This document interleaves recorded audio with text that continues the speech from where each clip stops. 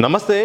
కేంద్ర ప్రభుత్వం మహాత్మా గాంధీ జాతీయ ఉపాధి పథకంపై ఫోకస్ పెట్టింది. ఇక ఈ పథకాన్ని తీసేసి కొత్త పథకాన్ని అయితే ఏర్పాటు చేయడానికి అన్ని రకాలు కూడా చర్యలు పార్లమెంట్ పరంగా తీసుకుంది. ఇక బిల్లు ప్రవేశపెట్టడం దాదాపుగా ఆ ప్రాసెస్ అంతా నడుస్తుంది. ఇదే సందర్భంలో జరుగుతున్న పరిణామాలపై కాంగ్రెస్ రియాక్షన్ ఏదో తెలుసుకునే ప్రయత్నం చేద్దాం. మనతో పాటు కాంగ్రెస్ సీనియర్ నేత ఇందిరా శోభన్ గారు మనతో ఉన్నారు.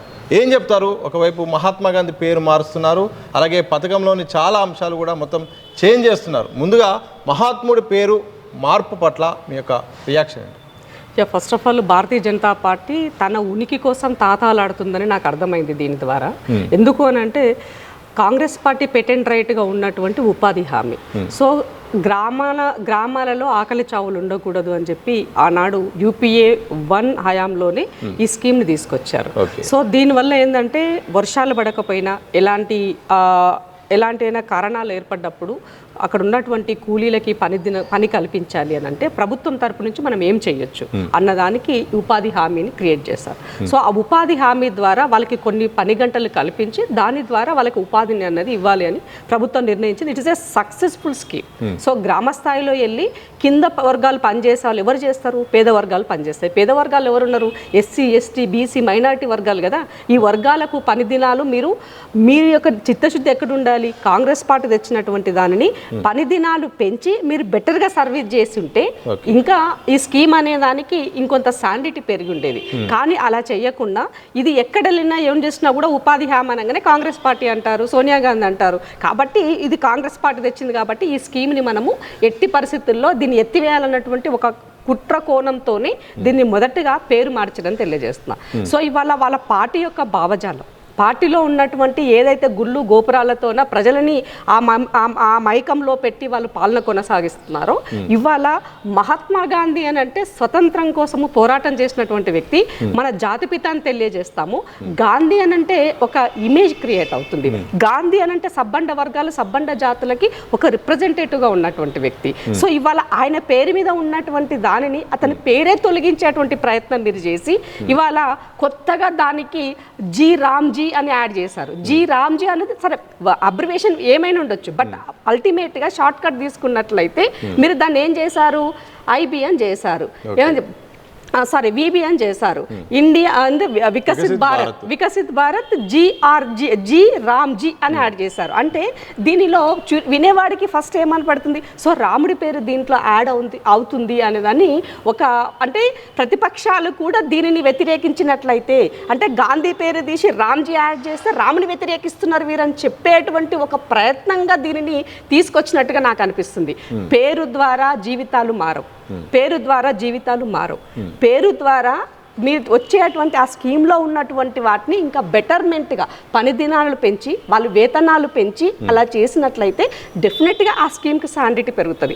అది వదిలేసి గాంధీ పేరు తీసి రామ్జీ పేరు పెట్టినంత మాత్రాన కాంగ్రెస్ పార్టీని ఏదో అవుతుందంటే దీనికి డెఫినెట్గా క్షేత్రస్థాయిలో గ్రామీణ ప్రాంతాల్లో ఉన్నటువంటి ఆల్రెడీ బీజేపీ అని అంటే తెలంగాణ రాష్ట్రంలో గమనించినట్లయితే it is a purely urban party అని మాట్లాడతారు.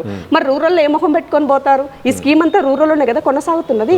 సో అలాంటప్పుడు ఈ స్కీమ్ని పూర్తిగా నీరుగార్చి రాబోయే రోజుల్లో దీన్ని ఎత్తివేసే కుట్రలో భాగంగానే ఇవాళ పేరు మారిందని చెప్పాల్సిన అవసరం ఉంది. ఎట్ ఏ టైం దాన్ని ఎత్తేసినట్లయితే ఒక ప్రజల నుంచి వ్యతిరేకత వస్తుంది, ఆగ్రహానికి గురి కావాల్సి వస్తుంది. కాబట్టి మెల్లగా ఇంజెక్ట్ చేస్తూ దీన్ని రాబోయే రోజుల్లో ఉపాధి హామీని గల్లంతు చేసేదానికోసమే ఈ ప్రయత్నం చేస్తారని చెప్పాల్సిన అవసరం ఉంది. అందుకనే నేను ఈ సమాజాన్ని భారత సమాజాన్ని ఒకటి కోరుతున్నాను. సో పేరు మారినంత మాత్రాన మన బతుకు మారుతుందా? రాముడు పేరు అంటే ఇప్పుడు నేను రాముడి గురించి మాట్లాడితే చాలా మంది సోకాల్డ్ పీపుల్ అంతా ఇప్పుడు రివర్స్లో మాట్లాడతారు. అంటే దేవుడు అంటే మేము పూజిస్తున్నాం, మేము హిందువులమే.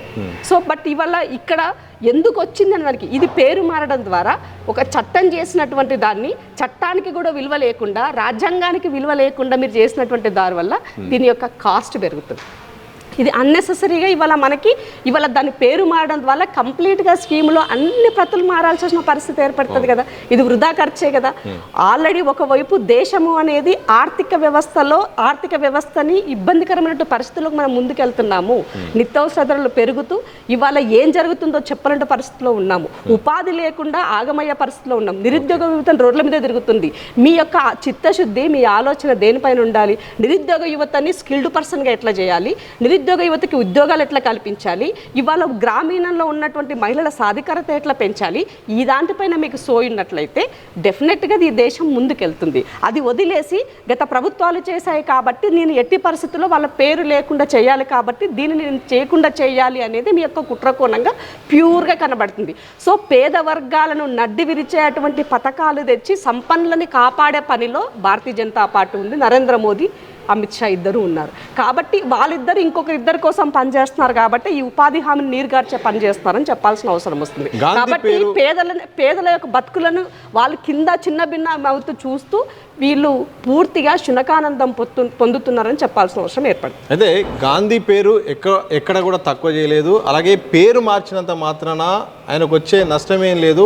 ప్రతి సందర్భంలో గాంధీ పేరు ఉన్నది. ఎక్కడ కూడా కొన్ని వందల పథకాలకు కూడా గాంధీ పేరు ఉన్నది. ప్రతి దగ్గర నోటు మీద కూడా గాంధీ బొమ్మ ఉంది. అలాంటప్పుడు మారుస్తే ఎందుకు ఇంత రాద్ధాంతం చేస్తున్నారు అంటూ కూడా బీజేపీ అంటుంది. గ్రామ స్వరాజ్యం కావాలని కోరుకుంది ఎవరు?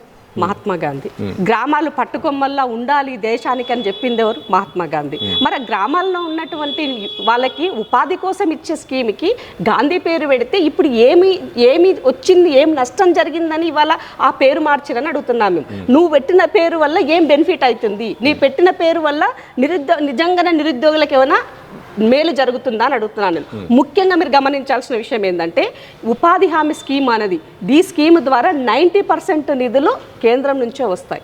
10% ఒకప్పుడైతే 100% ఉండే, యూపీఏ హయాంలో 100% ఉండే. బీజేపీ వాళ్ళు వచ్చినాక దాన్ని 90-10% చేశారు. అది కాస్త ఇవాళ 60-40 చేశారు. సో ఈ రాష్ట్ర ప్రభుత్వం 40% బేర్ చేస్తేనే ఆ స్కీము ఉపాధి అనేది ముందుకెళ్తుంది. ఒకవేళ ఎక్కడైనా రాష్ట్రం తన ఆర్థికంగా వెనుకబడి ఉంటే నిజంగానే ఆ స్కీమ్ అమలు చేయాలంటే ఇబ్బంది కలిగే పరిస్థితి ఉంటే దానికి తూట్లు పడిచేటువంటి పరిస్థితులు కూడా ఏర్పడతాయి ఈ సందర్భంగా తెలియజేస్తున్నాను నేను. కాబట్టి పేదవాడికి ఉన్నటువంటి స్కీము పట్ల మీకెందుకు?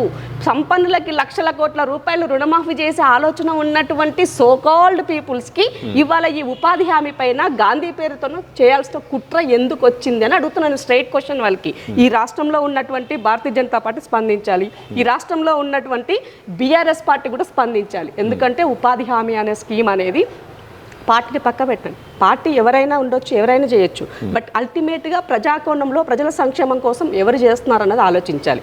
ఏ ప్రభుత్వం వచ్చినా మంచి స్కీమ్ అయితే కొనసాగించాలి. బట్ ఇక్కడ పూర్తిగా భారతీయ జనతా పార్టీ ఇది కాంగ్రెస్ పెటెంట్ రైట్ కాబట్టి దీనిపైన కుట్రకోణ రూపంలో ఇవాళ గాంధీ గారి పేరు తొలగించి రామ్జీ అని యాడ్ చేస్తూ రాముడి పేరు చెప్తే దీనికి ఏదో జరగబోతుంది అనేది ఇది కూడా ఒక రాజకీయ కోణంలోనే జరిగిందని చెప్పాల్సిన అవసరం ఏర్పడుతుంది. కొత్త బిల్లులో ఒక 2-3 అంశాలు కూడా ప్రస్తావనకు వచ్చినాయి. ఒకటి పని గంటలు, అలాగే పని దినాలు కూడా పెంచుతూ ఒక నిర్ణయం తీసుకున్నారు. దాంతోపాటు రాష్ట్రాలకు ఈసారి భారం వేసేలాగా నిర్ణయం తీసుకున్నారు. దాంతోపాటు నిర్ణీత సమయంలోపే మేము ఇచ్చిన రోజుల్లోపే చేయాలి, లేకపోతే మాత్రం ఆ భారం రాష్ట్రాలే భరించాలని చెప్తున్నారు. పంటలు వేసే టైంలో మాత్రం ఈ పని కొనసాగించొద్దు. ఇలా చాలా కీలకమైన అంశాలు కూడా జోడించారు. వాటిని యాక్సెప్ట్ చేస్తారా, ఏమన్నా మార్పు చెప్పు? ఇప్పుడు ఒకటి తెలియజేస్తాను.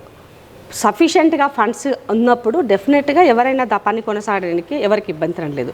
100 రోజులు మేము ఇచ్చాము ఆల్రెడీ, మీరు వచ్చినాక చేసింది 20 రోజుల అంటే ఈ వ్యతిరేకతను కప్పిపుచ్చుకోవడం కోసం నువ్వు పెంచింది 20 రోజులే. యాక్చువల్గా ఆల్రెడీ ఈ ఇయర్తో మీరు కంపేర్ చేస్తే నేను 2 months బ్యాక్ నేను ఒక ప్రెస్ నోట్ ఇచ్చాను. దాదాపు 12 లక్షల పని దినాలను వాళ్ళని నీరుగార్చినారు మీరు అని చెప్పి నేను ఇచ్చినటువంటి స్టేట్మెంట్. సో అట్లాంటి మీకు ఒకవైపు కోత విధించి ఇవాళ మేము పెంచినామంటే సమాజం నమ్ముతుందా మిమ్మల్ని?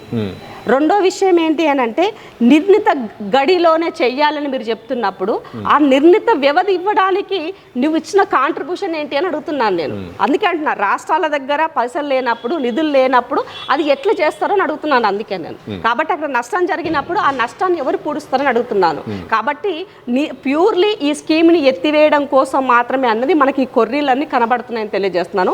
భారతీయ జనతా పార్టీకి చిత్తశుద్ధి ఉంటే ఈ ఉపాధి హామీని వ్యవసాయానికి అనుసంధానం చేయమని మేము డిమాండ్ చేస్తున్నాం. వ్యవసాయానికి అనుసంధానం చేయండి. అట్లాగే చాలా ప్రాంతాలలో ఇవాళ అర్బన్ ప్రాంతాలు సెమీ అర్బన్గా ఉన్నటువంటివన్నీ కూడా సెమీ అర్బన్లో ఉన్నటువంటివన్నీ కూడా అర్బన్ వైపుకి వచ్చేసాయి.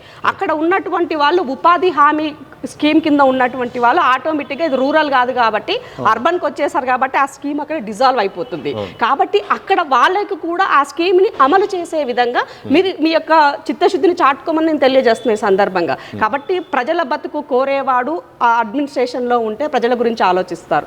పేద వర్గాల గురించి సోయి లేనటువంటి సంపన్నుల గురించి ఆలోచించే వాళ్ళు ఉంటే గిట్లానే ఉంటుంది. అందుకనే కాంగ్రెస్ పార్టీ ఆల్వేస్ అది ఎప్పుడూ కూడా తన సింబాలిక్ అంతా కూడా పేద ప్రజల వైపు, గ్రామీణ ప్రాంతాల్లో ఉన్నటువంటి వైపు వాళ్ళని మనము ఎప్పుడైతే స్ట్రాంగ్ చేయగలుగుతామో ఆర్థిక వ్యవస్థ బలపడుతుందని నమ్మినటువంటి వ్యవస్థ కాంగ్రెస్ పార్టీది. కాబట్టి భారతీయ జనతా పార్టీ ప్యూర్లీ బన్యా కాబట్టి అది పూర్తిగా వ్యాపారులపైన డిపెండ్ అయ్యి ఎవరైతే అగ్రవర్ణాల్లో ఉన్నటువంటి బెటర్ బిజినెస్ అని అనుకుని వాళ్ళు చెప్పినట్టు వాళ్ళ వైపు ఉంటుందన్నది జగమరిగిన సత్యం. ఓకే, థ్యాంక్ యూ అండి. మొత్తంగా ఉపాధి హామీ పథకాన్ని మొత్తానికి తీసేసే ఒక కుట్ర అయితే మాత్రం కేంద్ర అధిష్టానం అయితే చేస్తుంది. అందులో భాగంగానే పేరు మార్పు అయిపోయింది. అలాగే కొత్త బిల్లు తీసుకొచ్చే విధానం కూడా తీసుకొస్తుంది.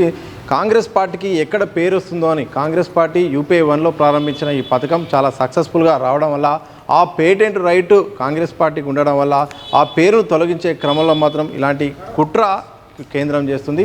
ఇప్పటికైనా విరమించుకోవాలి, మహాత్ముడి పేరును కొనసాగించాలి, లేకపోతే మాత్రం ప్రజాక్షేత్రంలో ఎప్పటికైనా మాత్రం బీజేపీ శిక్ష పడక తప్పదంటూ కూడా కాంగ్రెస్ సీనియర్ నేత ఇంద్రా శోభన్ గారు స్పష్టం చేసిన సందర్భం కనిపిస్తోంది. కెమెరా పర్సన్ మధుసూదన్తో సద్ది దిశ టీవీ, హైదరాబాద్.